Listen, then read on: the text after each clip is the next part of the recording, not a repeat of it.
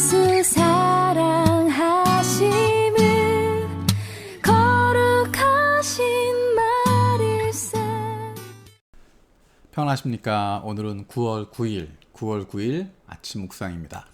오늘 읽을 리바이블 본문은 에스겔 16장에서 18장까지 내용입니다. 16장에서 18장까지 읽으면서 정말 소리내서 읽기가 어려울 정도로 이스라엘의 죄악에 대해서 적나라하게 표현하고 있습니다. 그리고 그 내용을 읽으면서 그렇게 지적하고 있는 한 가지 한 가지 짚어서 말씀하시는 하나님의 마음을 경험하게 됩니다. 오늘 같이 나누려고 하는 말씀은 에스겔 18장 21절부터 23절까지 있는 말씀입니다. 그리고 그 뒤 몇 구절들을 같이 살펴보려고 합니다. 21절에서 23절에 이렇게 말씀하십니다. 그러나 악인이라도 자기가 저지른 모든 죄악에서 떠나 돌이켜 나의 율례를 다 지키고 법과 의를 실천하면 그는 반드시 살고 죽지 않을 것이다. 그가 지은 모든 죄악을 내가 다시는 더 기억하지 않을 것이다. 그는 자신이 지킨 의 때문에 살 것이다. 나 주 하나님의 말이다. 악인이 죽는 것을 내가 조금이라도 기뻐하겠느냐? 오히려 악인이 자신의 모든 길에서 돌이켜 사는 것을 내가 참으로 기뻐하지 않겠느냐? 아멘. 예레미야에서 또 에스겔에서 이어지고 있는, 그리고 앞으로도 계속해서 예언서를 통해서 나타나게 되는 심판의 메시지, 그 중심에 있는 내용, 그 심판의 메시지의 중심을 볼 수 있는 구절이 오늘 바로 이 구절입니다. 하나님의 마음이 담겨 있는 것입니다. 하나님은 말씀하십니다. 악인이라도 그가 그 죄에서 떠나면, 회개하면, 돌이키면 그는 살 것이다 라고 이야기합니다. 그가 지은 모든 죄악을 다시는 더 기억하지 않을 것이다 라고 말씀하십니다. 18장 23절에 악인이 죽는 것을 내가 조금이라도 기뻐하겠느냐? 오히려 악인이 자신의 모든 길에서 돌이켜서 사는 것을 내가 참으로 기뻐하지 않겠느냐? 이것이 바로 하나님의 마음입니다. 하나님은 어찌하든지 살리고자 하시는 것입니다. 죽이기 위해서, 없애기 위해서, 정죄하기 위해서 심판하시는 것이 아니라 그렇게 해서라도 하나님께 돌아오도록 하는 것입니다. 하나님은 어찌하든지 악인이라도 그 마음을 돌이키고 하나님께 나오도록, 그러면 살려주시겠다고 기다리시는 것입니다. 하나님은 살리시려고 하는데, 하나님은 어떻게 해서든지 조금이라도 틈이 있으면 구해주시려고 하는데, 우리는 자꾸만 그와 반대길을 선택합니다. 25절에서 28절 이렇게 말씀하십니다. 그런데 너희는 내가 이를 처리하는 방법이 공평하지 못하다는 말을 하는구나. 이스라엘 족속아, 너희는 잘 들어라. 내가 일하는 방법이 어찌 공평하지 않으냐? 너희가 하는 행실이 오히려 공평하지 않은 것이 아니냐? 의인이 자기의 의를 버리고 돌아서서 죄를 짓다가 그것 때문에 죽는다면 그는 자신이 지은 죄 때문에 죽는 것이다. 그러나 악인이라도 자신이 저지른 죄에서 떠나 돌이켜서 법대로 살며 의를 행하면 자기의 목숨을 보존할 것이다. 그가 스스로 깨닫고 자신이 지은 모든 죄에서 떠나 돌이켰으니 그는 반드시 살 것이요 죽지 않을 것이다.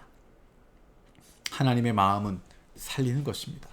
한번 악인이었으면 끝까지 악인이고 죽어야 된다 하는 것이 아니라, 그 아비가 죄를 지었기 때문에 그 아비가 심판을 받아도 그 아들은 의인이라면 산다라고 말씀하시는 것입니다.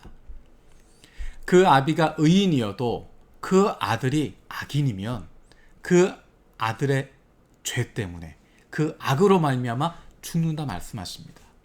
하나님은 어쨌든 사람을 살리고자 하시는 것이고 악인이라도 돌아서라고 말씀하시는 것입니다. 그런데 우리는 자꾸만 사람을 죽이려고 합니다. 자꾸만 다른 사람을 그렇게 심판하려고 합니다. 한번 악했던 사람은 절대로 기회를 줄 수 없다고 생각합니다. 어떻게 해서든지 그 기회를 끊어버리려고 하고, 어떻게 해서든지 그와 단절하려고 하고, 어떻게 해서든지 그에게 하나님이 사랑을 베푸시는 것 불공평하다라고 이야기합니다. 30절에서 32절에 또 이렇게 말씀하십니다. 나 주 하나님의 말이다. 그러므로 이스라엘 족속아, 나는 너희 각 사람이 한 일에 따라서 너희를 심판하겠다. 너희는 회개하고 너희의 모든 범죄에서 떠나 돌이켜라. 그렇게 하면 죄가 장애물이 되어 너희를 넘어뜨리는 일이 없을 것이다. 너희는 너희가 지은 죄를 모두 너희 자신에게서 떨쳐내버리고 마음과 영을 새롭게 하여라. 이스라엘 족속아, 너희가 왜 죽고자 하느냐? 죽을 죄를 지은 사람이라도 그가 죽는 것을 나는 절대로 기뻐하지 않는다. 그러므로 너희는 회개하고 살아라. 나 주 하나님의 말이다. 죽을 죄를 지은 사람이라도 그가 죽는 것을 하나님은 절대로 기뻐하지 않으신다 말씀하십니다. 우리는 자꾸만 하나님께서 사람을 벌하시고 심판하시고 그렇게 하는 것을 기뻐하신다고 착각합니다. 그렇지 않습니다. 죽을 죄를 지은 사람이라도 그가 죽는 것 기뻐하지 않으시기 때문에 회개하라고 말씀하시는 것이고, 또다시 기회를 주시는 것이고, 또다시 끝까지 몇 번이고 그를 살리려고 사람들을 보내시고 예언자들을 보내셨던 것입니다. 그런데 우리는 자꾸만 내 자신을 죽이려고 할 뿐만 아니라, 나는 내가 지은 죄 하나님 용서하지 않을 거야 라고 할 뿐만 아니라, 다른 사람에 대해서도 저 사람 용서하지 않으실 거야 라고 판단하게 됩니다. 하나님은 살리려고 하십니다. 하나님의 마음은 죽을 죄를 지은 사람이라도 그가 죽는 것 기뻐하지 않는다고 말씀하시고, 악인이 죽는 것 조금이라도 기뻐하겠느냐? 오히려 악인이 자신의 모든 길에서 돌이켜 사는 것을 참으로 기뻐한다고 말씀하시는 분이십니다. 언제든지 하나님께로 돌아가면, 아무리 큰 죄가 있어도, 아무리 죽을 죄가 있어도, 아무리 잘못했어도 하나님께 돌아서면, 그분 앞에 나아가면 하나님은 언제든지 다시 안아주시고 살려주시겠다고 말씀하십니다. 나를 살려주실 뿐만 아니라, 지금 악인이어도, 그 전에 악을 범했어도 그가 하나님께 회개하면, 하나님께 돌아오면 하나님이 그를 살려주시겠다고, 용서해 주시겠다고 말씀하십니다. 우리가 하나님의 마음을 품는다면 사람을 죽이려고 하고 사람을 정죄하려고 하는 것이 아니라, 어떻게 해서든 사람을 살리려고 하고 어떻게 해서든 하나님께 나아갈 수 있도록 돕는 것, 그것이 바로 하나님의 마음을 품은 사람들의 모습일 것입니다. 본문 말씀을 읽으면서 마음속에 많은 것들을 생각하게 됩니다. 우리가 하나님도 악인이 죽는 것을 원하지 않으셔서 어떻게 해서든 그들을 구원하시길 원하시고, 어떻게 해서든 예언자도 보내시고, 어떻게 해서든 하나님의 사람들을 보내셔서 그들을 변화시키시기를 원하는데, 우리는 지레짐작으로 저 사람은 안 되라고 생각하고, 우리는 내 마음속에 있는 상처 때문에 그 사람은 안 되라고 생각하고, 우리도 모르는 사이에 사람을 살리는 것이 아니라 사람을 죽이려고 하고 구원의 끈을 끊어버리려고 하고 다시는 그 사람에게 기회 주지 않으려고 하는, 그리고 마치 그것이 공의인 것처럼, 그것이 하나님이 원하시는 것처럼 내 자신을 합리화시키지 않는가 생각해 봅니다. 하나님의 마음은 살리는 것입니다. 어떻게 해서든 하나님께 돌아오라고 하는 것이고, 자신의 모든 악한 길에서 돌이켜 사는 것을 하나님 기뻐하신다 말씀하십니다. 하나님의 마음을 품은 하나님의 자녀들이 할 일도 바로 그것입니다. 하나님께 돌아올 수 있도록 돕는 것입니다.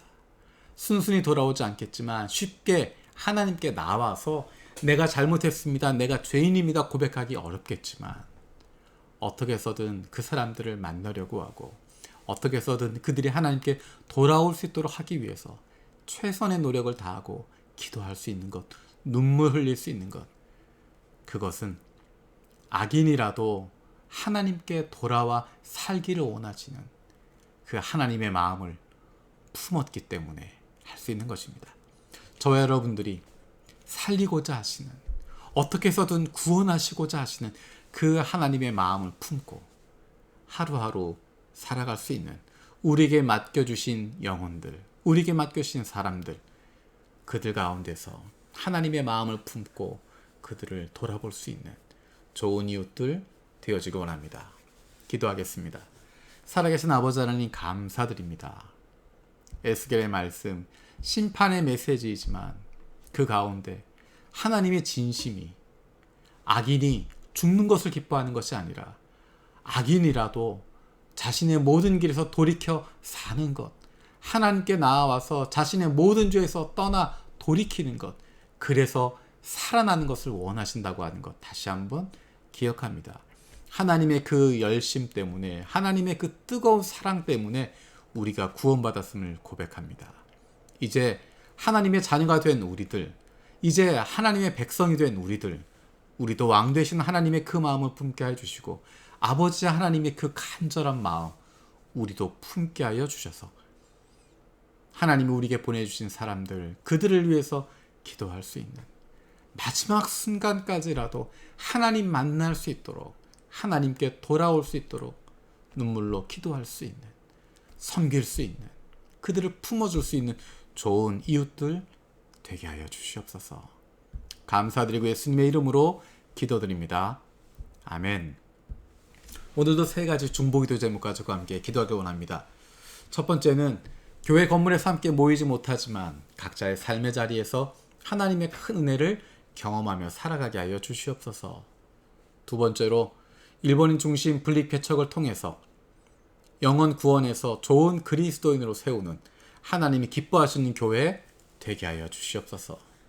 세 번째로 요셉의 창고 프로젝트를 통하여서 우리 교회가 하나님 아버지의 마음을 품고 어려움을 겪고 있는 이들에게 가까이 다가갈 수 있는 좋은 이웃이 되게 하여 주시옵소서. 9월 september 하나님과 함께하는 매일매일의 삶을 주님과 동행하고 기도하는 가운데 내년 2021년 기대하는 마음으로 계획할 수 있는 그 시간들 되었으면 좋겠습니다. 감사합니다. 날 사랑하신 날 사랑하신 날 사랑하신 성경에서